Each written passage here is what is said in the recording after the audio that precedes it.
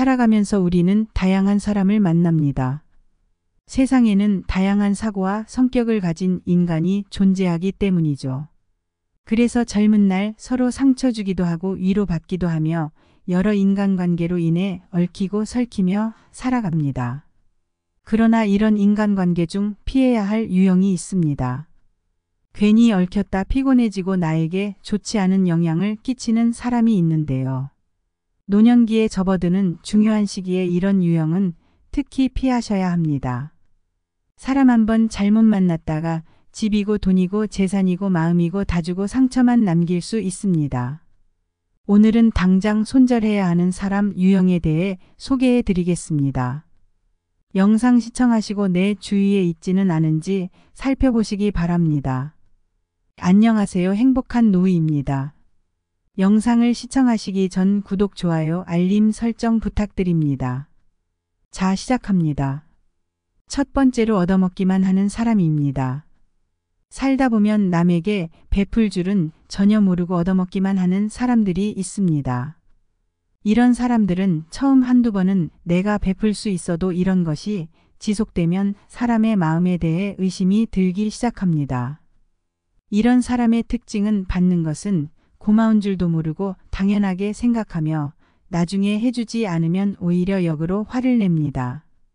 받는 것을 당연하게 여기고 남이 베푸는 것에 고마움을 전혀 모르고 나중엔 오히려 왜 안 주냐고 역정내는 사람은 지금 당장 손절을 해야 할 사람 순위에 꼽힙니다. 호의가 계속되니 권리인 줄 아는 것이 딱 이런 사람을 보며 하는 말입니다. 두 번째로는 내가 하면 로맨스, 남이 하면 불륜인데 내가 하는 것은 괜찮고 남이 하는 것은 고가운 사람들입니다.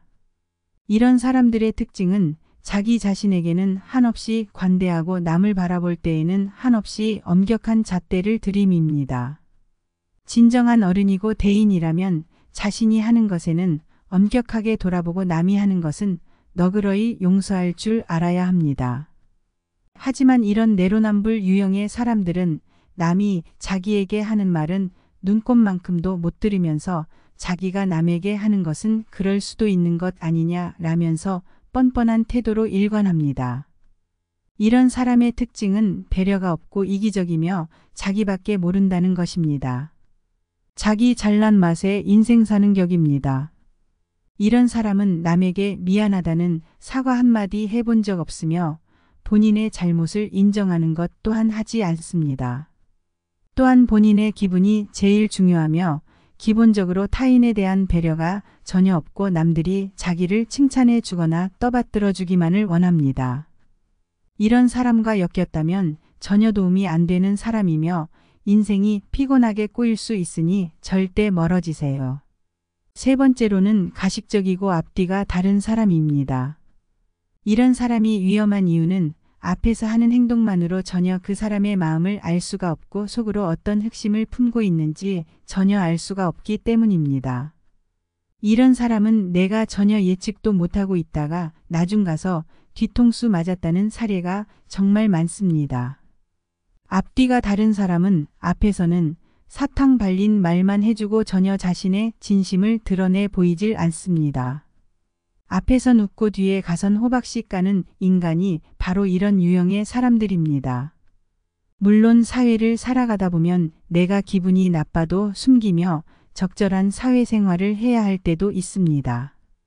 하지만 친하고 가까워진 상태에서도 전혀 자기의 속마음이나 생각을 드러내지 않고 앞에선 가식으로 일관하면서 뒤에 가서 욕하는 사람들이 분명 있습니다.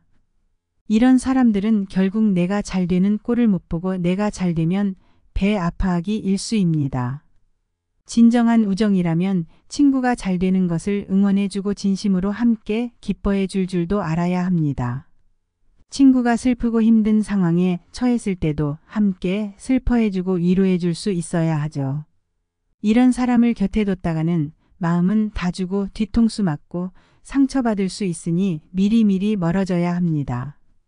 네 번째로는 부정적인 사고를 가지고 있는 사람입니다. 부정적인 에너지는 다른 것보다 빠르게 전염됩니다. 내 주위에 가까운 사람 중에 부정적인 말만 하는 사람이 있다면 나도 어느 순간 물들어서 부정적인 사람이 됩니다. 이 과정은 나도 모르게 일어나기 때문에 더더욱 알아차리기 힘듭니다.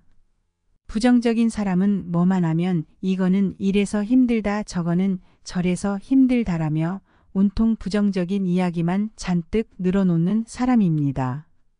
왜 이런 이야기가 나쁘다고 하는 걸까요?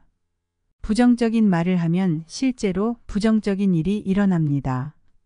말이 씨가 된다는 말이 있듯이 결국 생각하는 대로 되기 때문에 말을 조심해서 해야 합니다. 안 좋은 영향은 좋은 영향들보다 빠르게 배우고 빠르게 옮기기 때문에 긍정적이고 인생을 활기차게 보내고 싶으시다면 반드시 멀리 하시는 게 좋습니다. 5번째로는 가스라이팅 하는 사람입니다. 이런 사람이 가장 위험한 유형입니다. 사람을 말로 조종하고 지배하려 합니다. 타인의 심리를 구슬리는 방법을 잘 알고 자기가 완전히 손바닥 위에 놓고 조종할 수 있는 사람을 호시탐탐 노리고 있습니다. 이런 사람은 상대방이 약해지고 불안정해진 상황을 노려 이 틈을 타서 접근하여 온갖 달콤한 말로 상대를 꿰어내고 서서히 상대방의 마음을 지배합니다.